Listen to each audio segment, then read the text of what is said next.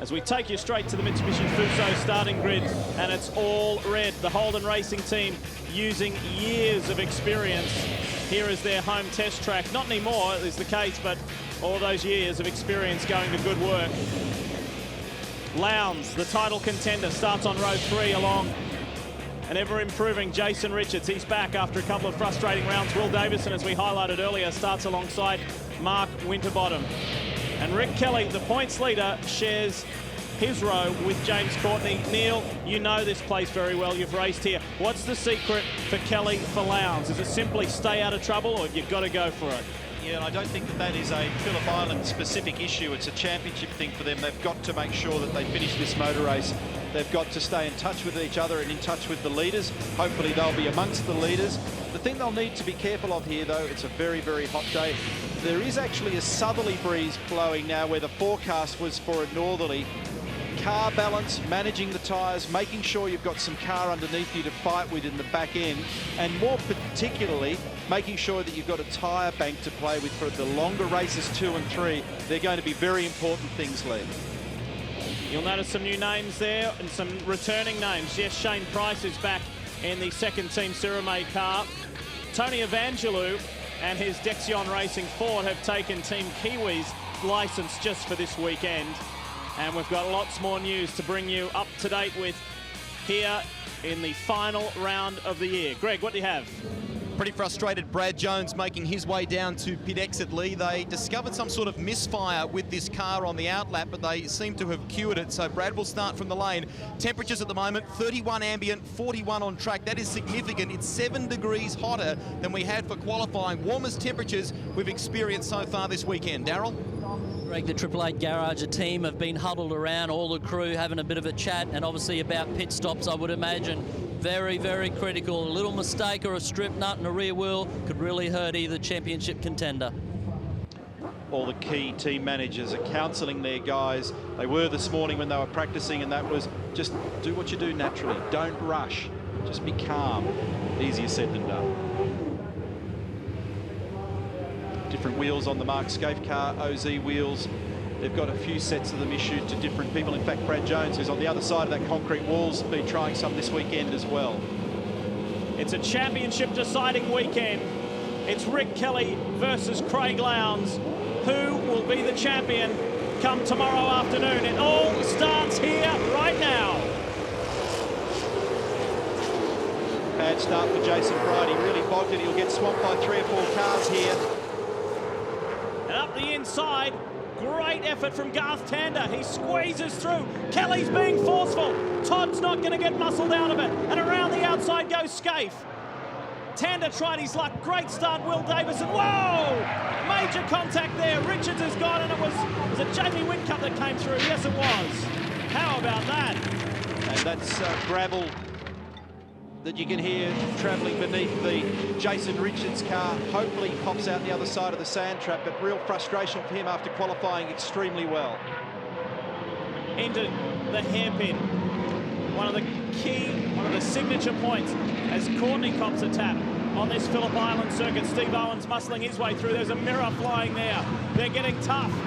And Owens got a rubbing front left there. Greg Murphy alongside Dean Cando. That's Russell Ingall. Here comes Jason Richards popping out of the gravel at turn 2. And they'll probably bring that car in and just do a quick check to make sure it hasn't ingested a pile of dirt and gravel. So it is Todd Kelly, Mark Scaife, Garth Tander.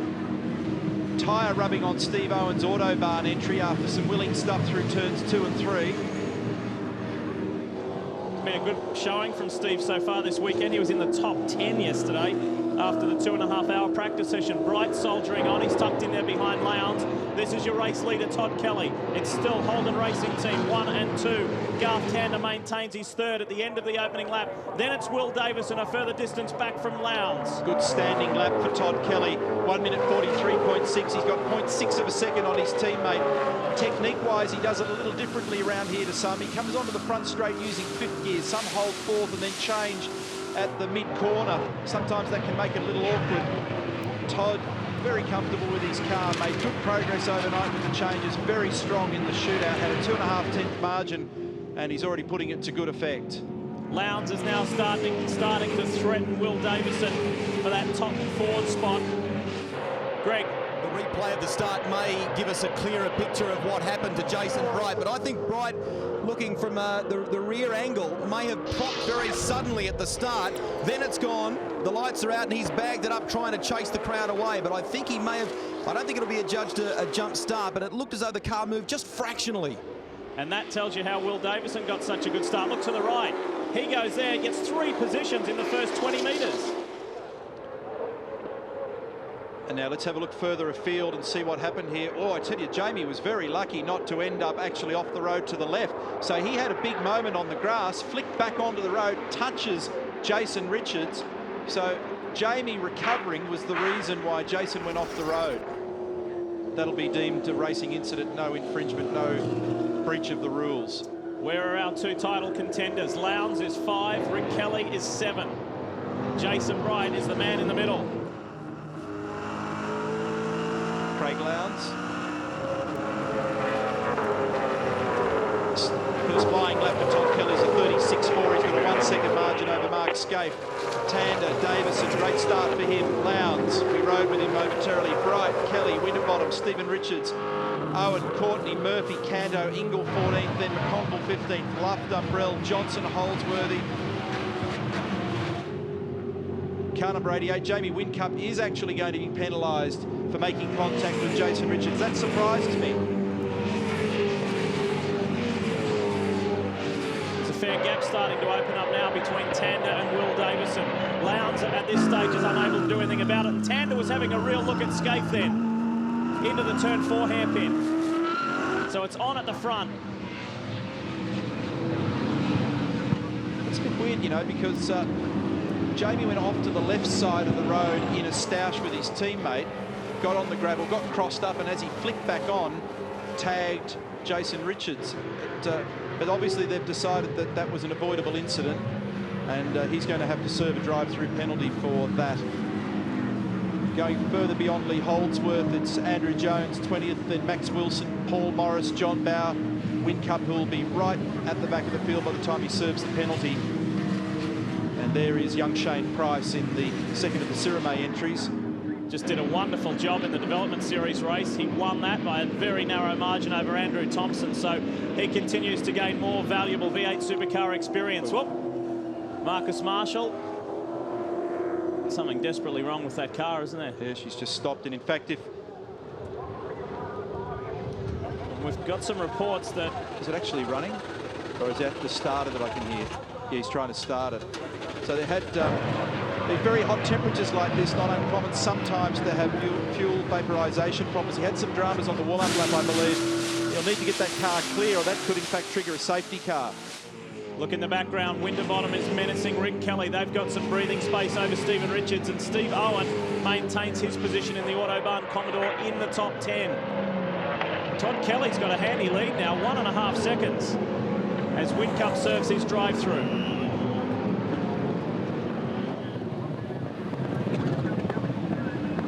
And that's going to make the weekend very difficult for Jamie. He'll be right at the very back of the pack. Meantime, Will Davison still soldiering on here in 4th. Bright trying to recover. And this will be a great demonstration of just how close this field is and how hard it is to give metres away at the start. We know that Jason's quick, but the rough start that he got, given away some number of metres to everybody else, it'll just show how difficult it is to try and recover from that, even with a quick car. Pit window opens up at the end of lap 5. And closes on lap 16. This is our short one for the weekend. Just 100 kilometres, 23 laps. Greg. The boys at Glenford's Racing, or the Paul Cruikshank team, are standing by for Marcus Marshall. The word is Neil predicted fuel pressure problem. Fuel pressure. And Craig Lowndes at the moment sitting on 93 points. 93 points for Craig. 87 for Rick Kelly. So net gain there of 6 points. They came into the race with a 7-point margin. Jason Bright just asking Phil Keith there, what do you want me to do? When do you want me to come in? This is what strategy is all about. Do you pit now, or do you wait till later? Do you wait till everyone's got it out of the way so you can have a clear pit lane? Davison's actually edged away from Lowndes. He's running strong in the the Dick Johnson Ford. And the hot air that's being generated by Craig's car will be doing Jason Bright's car no favours at all. Hot, turbulent air, disturbing the aero, heating up the brakes, heating up the radiator. The water temperature will correspondingly rise. It can hurt power outputs. Jason, the anxiety in his voice suggesting, oh, what are we going to do? Do we get out of this or do we play the long game? Sometimes Phil Keane, his engineer, and Jason, they've played the long game quite successfully at different races during the year. On board with Rick Kelly, looking at Winterbottom. This is 7, looking back at 8 and 9. Stephen Richards in the distance. And then a gap back to Steve Owen, who's being shadowed by James Courtney. And Phil Keane's answering the question Jason Bright's raising at the moment. His recommendation is, why don't you stay out a little longer? Courtney on the inside of Owen. Done. A reminder to you for tomorrow's broadcast here on Network 10 for races 2 and 3. We will have the man who used to sit in that Ford. Marcus Ambrose has returned for his end-of-year holiday here in Australia with his wife and daughter, and Marcus will be with us here in the commentary box tomorrow.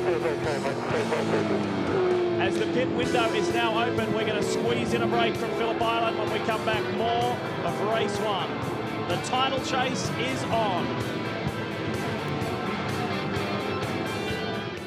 You may be sitting in your lounge rooms puzzling over the graphics on Craig Lowndes' car, thinking, that's not how they spell his name.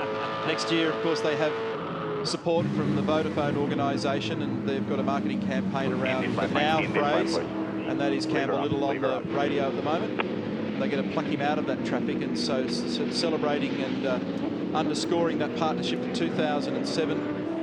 They've got some of that livery on the car, and the now campaign's woven into Craig's name. So no, it's not a sign writing mistake. As soon as I walked into that garage yesterday, all the boys were straight away, before it came out of my mouth, saying, we can spell, we can spell. CPS light off. You've got a clear entry and a clear exit. That's the voice of Rob Crawford. As we've seen so many times this year, this is the difference.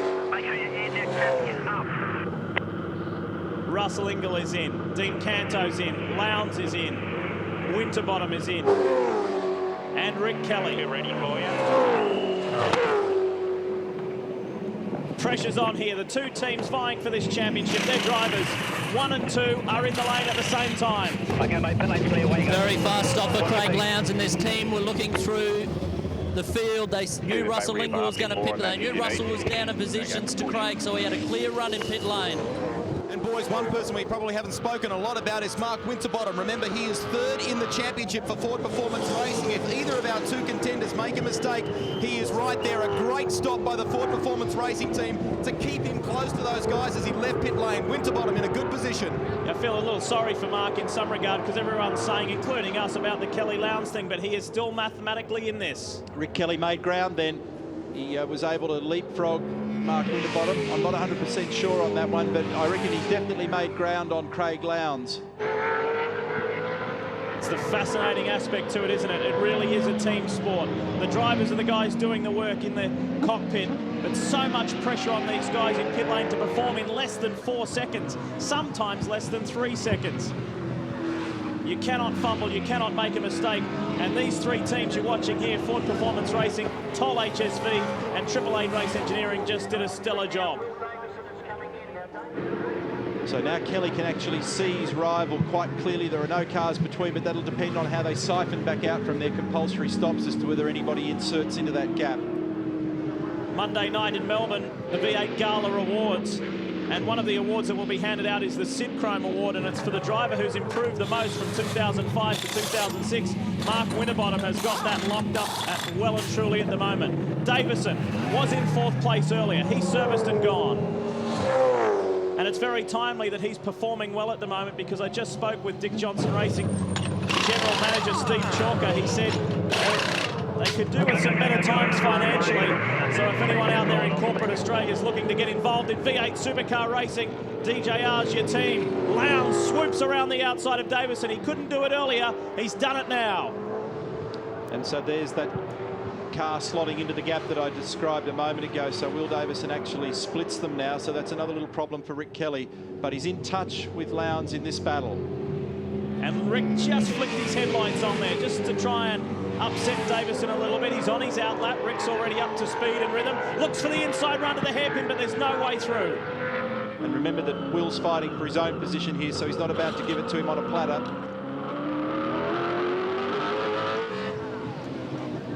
And you might like to think at home, if you're a Ford fan, that Davison is going to make life extra difficult for Rick Kelly. Well, I can tell you that race director Tim Schenken said to us the other day in our regular meeting pre-round that he is going to be keeping a very close eye on that kind of things. He wants the championship to be decided between the guys who are in it. No Ford helping Ford and Holden helping Holden. He wants it to be a fair, square fight up front.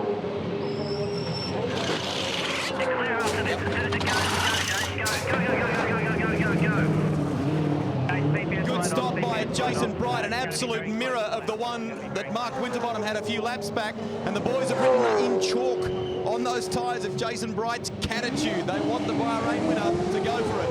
And he's going to get out in front of Lowndes. Lowndes has got full speed, though, down the Wayne Gardner straight. Where does it come out? Bright in front. And it's just put him off a little bit. Kelly on the inside of Davison. That's a great move. Made the most of that to the full extent and just swooped on Davison. What can Lowndes do about Bright, though? He was just actually on the radio talking to Campbell about the car behaviour. They'll be frustrated that he's dropped the spot to Bright there.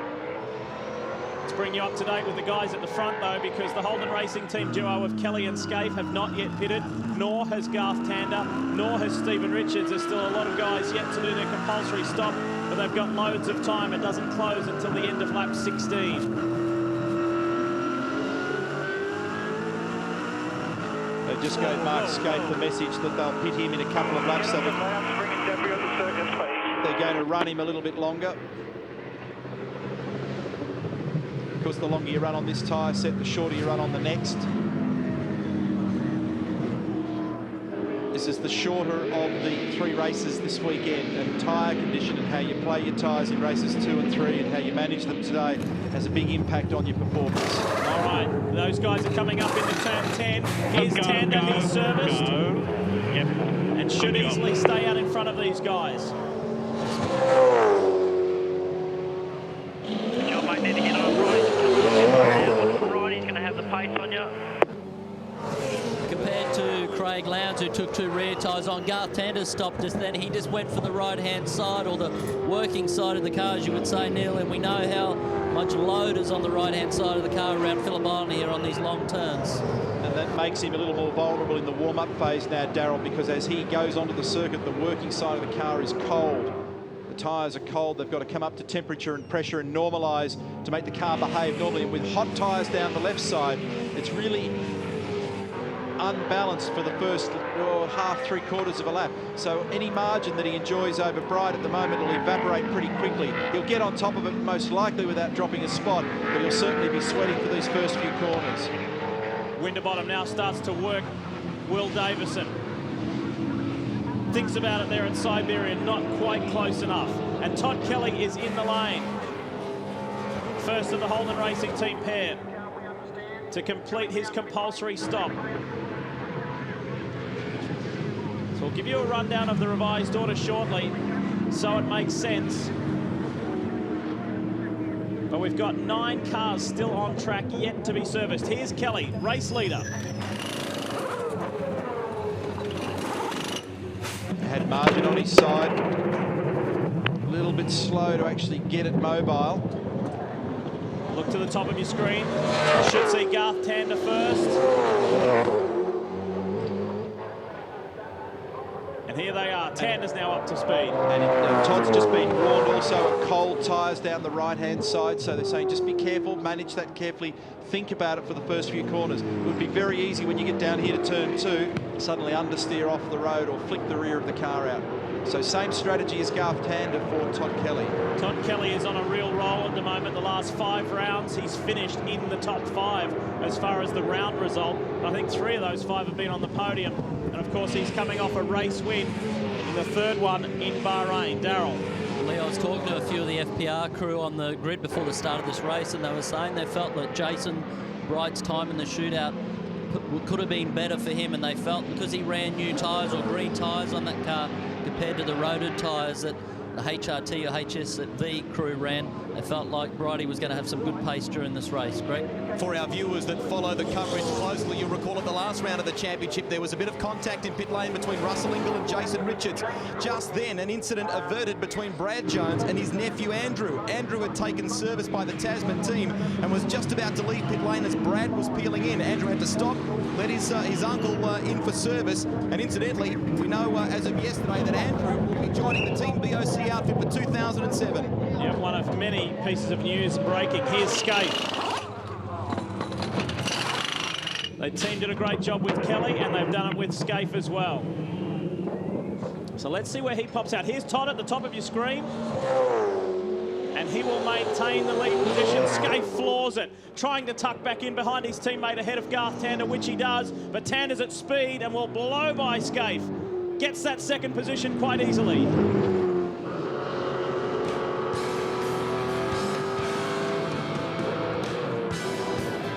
At the halfway mark of the opening race of the weekend, and the top two in the championship, the top three in the championship are all together on track.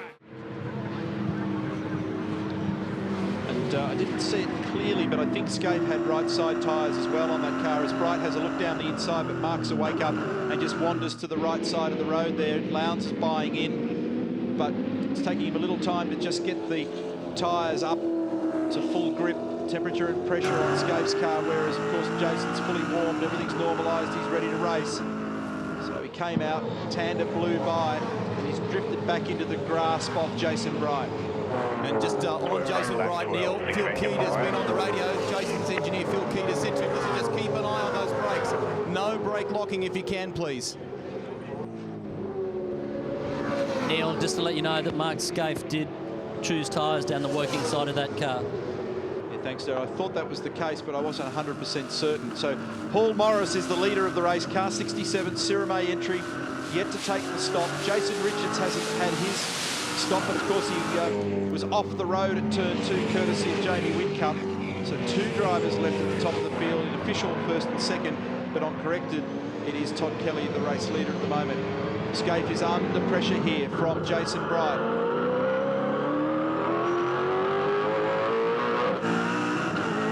There's the other view, this time from Craig Lowndes. And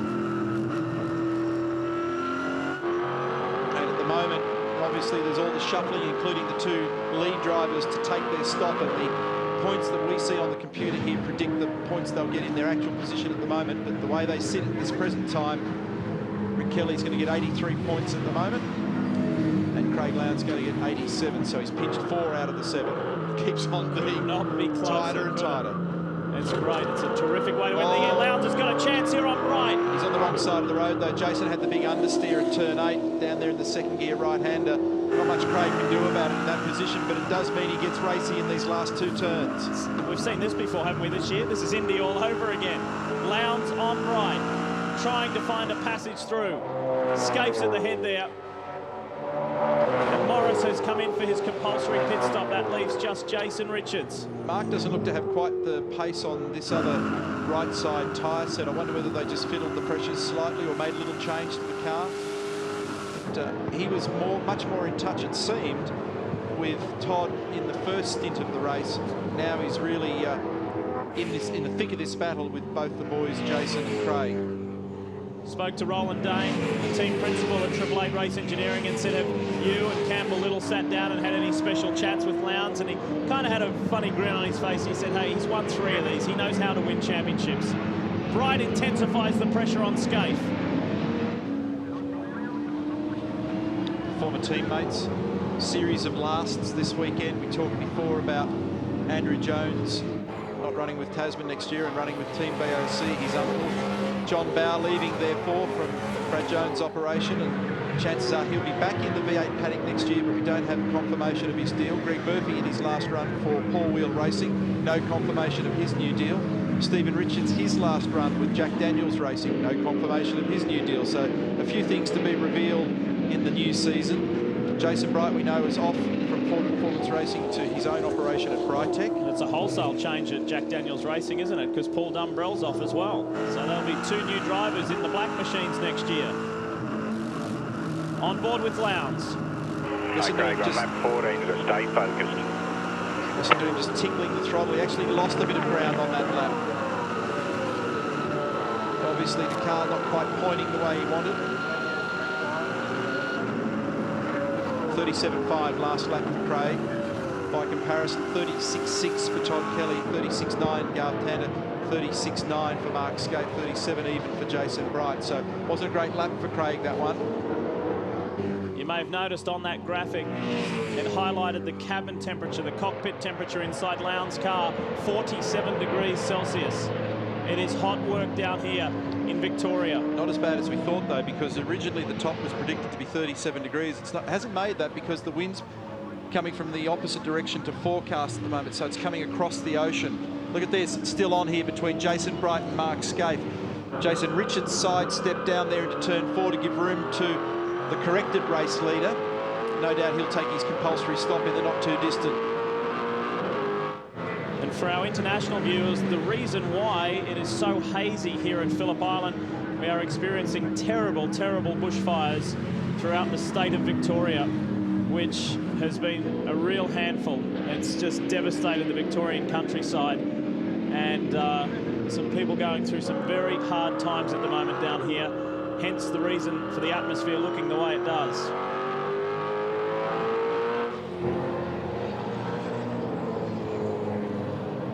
Lee Neal just looking at the data here at 888 of Craig's car, even though he's not right under the back wing of Jason Bright's, but engine temperature's around about 80 degrees. Engine oil is 105, and then it creeps up. You've got the gearbox oil at 118, and then the diff oil at 107, so they're pretty extreme temperatures. But Roland Dane and this crew here look a little frustrated because what's happening is Rick Kelly is now getting up onto the back of this battle. Mark Skaife is kind of bunching this group up, and they're getting a little nervous. All right, Jason Richards has stopped for his compulsory. There he is. Let's go through the order, the proper order now. It's Todd Kelly, Garth Tander, Mark Skaife, Jason Bright. Here's Lowndes in 5th, then Rick Kelly, then Davison, then Winterbottom, Stephen Richards, and James Courtney in the 10.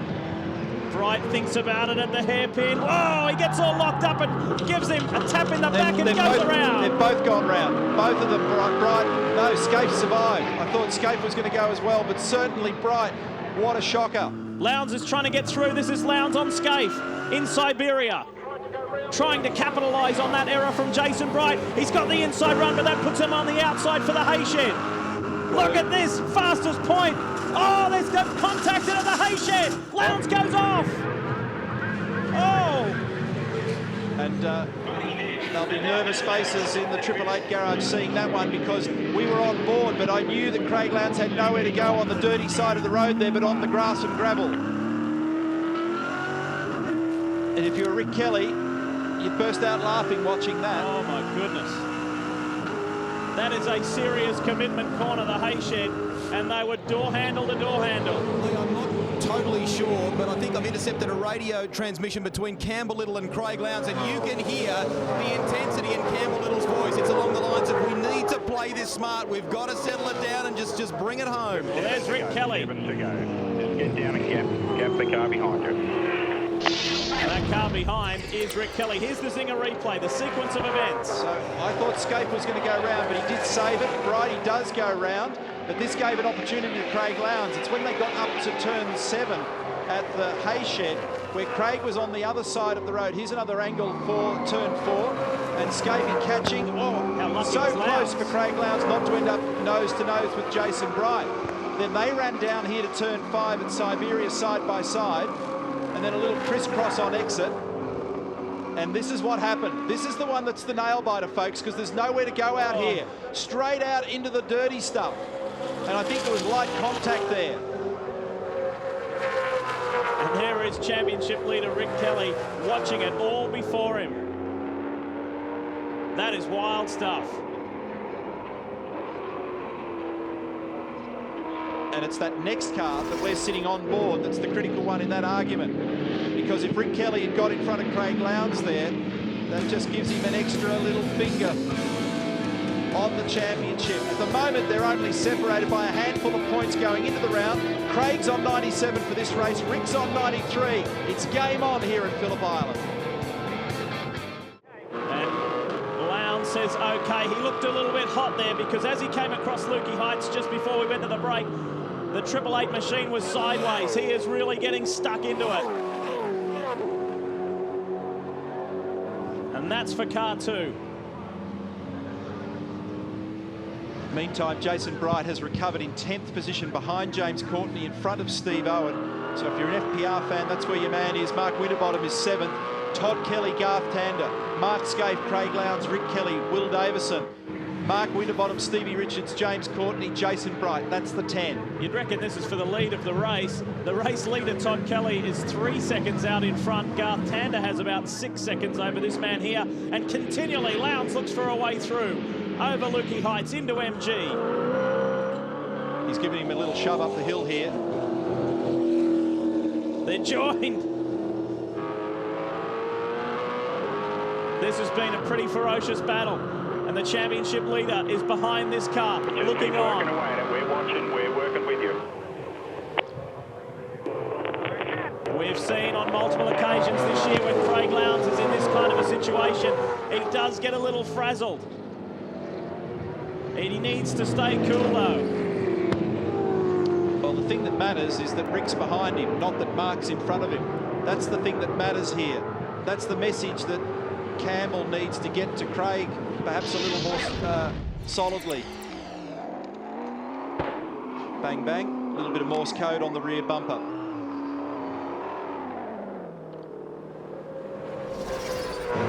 That was the view from the rear of Scaife's car into the hairpin one more time. And the order behind still remains Rick Kelly, Will Davison, Mark Winterbottom, Stephen Richards, James Courtney and Jason Bright into the top 10. Siberia. Lowndes looks at an inside option, can't quite do it. Well, I'll tell you what, I sweated up watching all that stuff, and I bet there were plenty of friends in the pit lane as well doing the same. Didn't matter which colours you were wearing. That was wild stuff through turn 7 when Craig ended up out there in the grass and gravel, and I would be willing to say there could be a little bit of aggravation as a result of that after. Spirits are high down there. There's a lot at stake. Big brand wars, big team wars, individual drivers with a lot at stake. Think about your bars, mate. 4 laps to go. That were the updated points as the positions are right now. And as you mentioned, mate, correctly, that not only the Drivers' Championship at stake here, there's a Teams' Championship, and Jason Bright will be kicking himself because Ford Performance Racing are in a fierce battle with 888 Race Engineering over 2nd place in the Teams' Championship. The Toll HSV dealer team, boys, they are miles out in front. They've got it wrapped up well and truly. But for the 2 Ford teams, they really desperately want that 2nd place. Here's Garth Tander. He holds on to 2nd behind Todd Kelly, and he's pulled him into about 7/10 of a second over that last lap. So the margin's now down to 2.2. Tander's coming on strong in the late laps. Here's this battle between Scaife and Lowndes. That gave you a great idea of the margins. Oh, Scaife's in trouble. He's locked the rears into turn 4. He's given margin away to Lowndes, and it's a repeat of what happened a few laps back. He's right on the very limit with car 2 at the moment, Mark Scaife, and he's really struggling. It was all he could do to stop the car down there at turn 4 that time.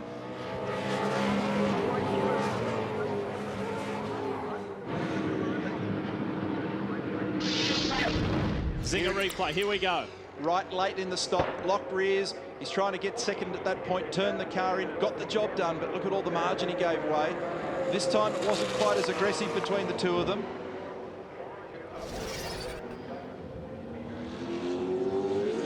And Craig sliding out of turn 8 there in the 2nd gear, coming up the hill, really just getting stuck into it. There's Rick behind, which had a glimpse of him. Todd Kelly, meantime, still has a 2.2 second lead over Garth Tander. 37.3 that lap for Todd. 37 even for Garth. Stay cool. Campbell Little counselling his driver, Craig Lowndes. 37.4 Mark Scaife. 37.6 Craig Lowndes. 37.6 Rick Kelly. 37.4 Will Davison. A bit hard to focus on Will's great job here at the moment because there's so much else going on. Stephen Richards and James Courtney, meanwhile, they're disputing 8th and 9th position. And further behind, you'll see a glimpse of the Cat car Jason Bright is back in and on and in 10th position. Tomorrow we step it up in line with the other triple headers this year from 100 kilometres to 140 Ks. 32 laps tomorrow, 2 of them, versus today's 123 lap race. Here's Bright, all on his lonesome, in 10th place in the Cat Ford. Was involved in a thrilling battle up front for a top 5 result, and it all went away from him right there.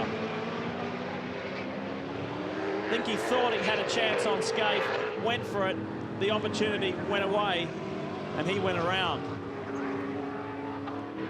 The rear went up hard. Campbell's just querying the fact that Craig's got the rear anti-roll bar in the full stiff position, looking for turn and therefore perhaps making the rear of the car sliding. He's going, you sure you want it up there like that? They'll be concerned about tyre life, car consistency. Craig may have a certain condition in the car. I didn't even hear a response then, so I think he's just got the head down at the moment. Look at that. The 2 fellas that have been locked in battle. Remember that Lowndes and Kelly had that extraordinary battle at this year's Bathurst 1000. They're battling for the championship. Here they are at Phillip Island at the end of a long, hard year's racing. And look at the margin between these 2 men. It's so minuscule, it's funny. This time it's Craig Lowndes who has a bit of trouble just pulling up. In fact, Scaife was having trouble pulling up down here at 4. So both of those fellas ended up on the grey down there as they drive absolutely 11/10ths trying to make lap time. That almost had Rick Kelly in front of Craig Lowndes. I don't know whether you saw that in the background, but Rico was a heartbeat away from getting up the inside of the 888 entry.